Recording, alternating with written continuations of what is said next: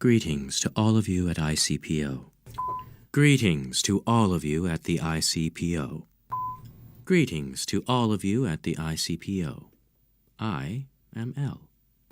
Greetings to all of you at the ICPO. I am L.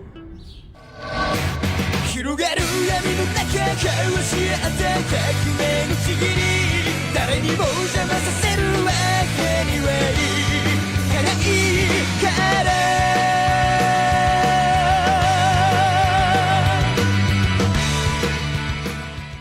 I started voice acting when I was but a lad of 12 years old, I think, 12 or 11.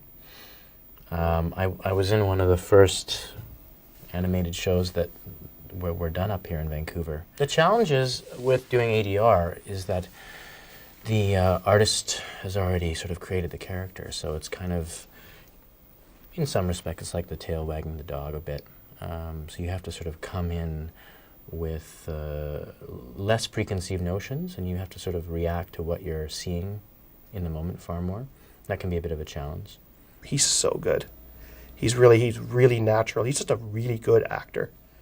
And honestly, I think this may be the first time I've done ADR with him. And I know when we did the audition, we had a lot of good reads for L, reads that I was happy with, you know. But when he came in, it was just, oh yeah, that's the one. The difficulty of this case lies in its unprecedented scope. And make no mistake, we're witnessing an atrocious act of mass murder, one that is unforgivable. This case cannot be solved without the full cooperation of the ICPO, that is, all of the police organizations you represent throughout the world. You need to make the decision to fully support the investigation at this meeting. Also, I require additional cooperation from Japan's National Police Agency. That was too slow. A little bit. I think the pace could be a little tighter, but also much less pause after Unforgivable. Mm-hmm. That's the main thing. I think that would make up most of it. Good. He's definitely an interesting dude. He's got interesting aesthetic, and the fact that we've only seen him in this very sort of Spartan environment, this kind of padded cell, is very intriguing. Don't know what it means yet, but perhaps he has a dark side himself, you know. But I assure you, L is real. I do exist. Now, try to kill me. You know, as good as that was, I liked it when you were hitting the me. I think you're right about that. Okay, thanks. His instincts are almost all bang on. So, yeah, just sort of take him up, let him off the leash and let him run. He's really good. Just watching the series, watching the original series is very helpful.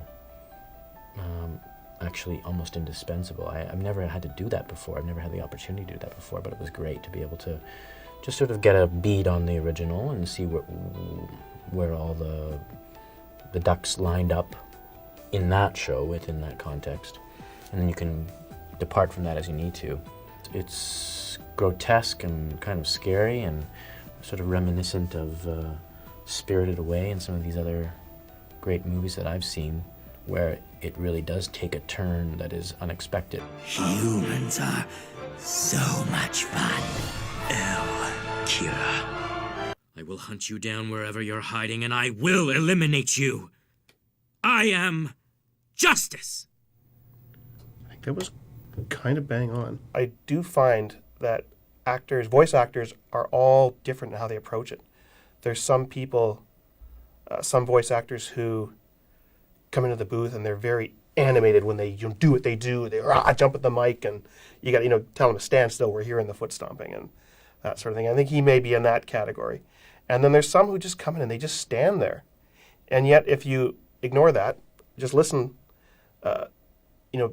they may, all the energy's in the voice. So it really depends on what works for the actor.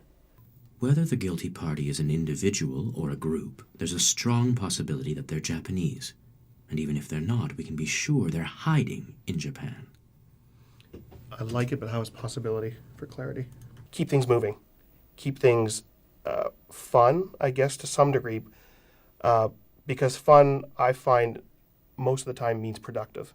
Sounds like he was afraid that Kira would find him. Again? Yeah. It's actually about right.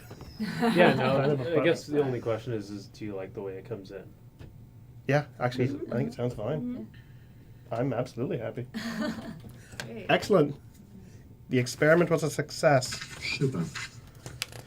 Mike, you get 75 cents for that. 75 cents.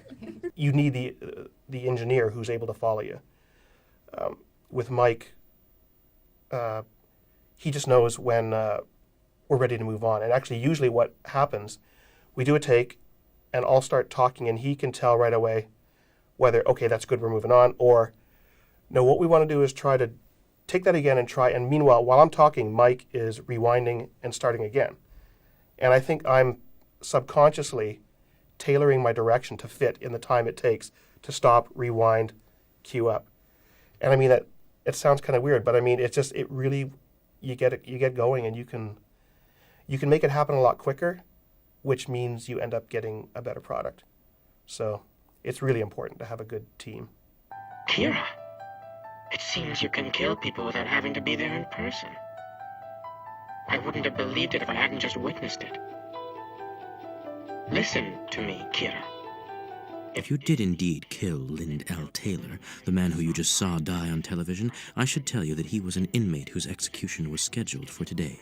Well, it's very imaginative and evocative, and original in its just basic concept. And there's a lot of tension, and it's sort of the classic cat and mouse. I mean, this kind of story has been told many times of the detective and the criminal, you know, and has been popular over the ages. So it obviously is resonating and touching on something that is common within people. The whole notion of taking justice into your own hands could be a very alluring one for a lot of people, particularly when you see the ineptitude with which some particular crusades have been handled in the world these days. It's a darker show than a lot of other shows I've done, which isn't unique in itself, but I think it's unique in that there's not that simplification of good versus evil. Obviously, with Light, his intentions are good, but is he good? It's gray area. You know, who's the good guy, who's the bad guy? It isn't quite clear who you should necessarily be rooting for. I mean, Light starts off with seemingly very noble design to rid the world of criminals and evil, and it becomes clear that he is getting a bit out of control with going a bit too far in that direction. And L is very shadowy and very mysterious still too. I mean, you can root for him, but he has seemingly his own set of issues and has a certain arrogance about him that I'm sure will be further explored, and we'll come to know him better. But at this stage, it seems sort of quite balanced between the two, and you don't really know who to root for. There's no clear hero or villain yet. And so I'm interested, even as an audience member, to know where that's going and in what direction.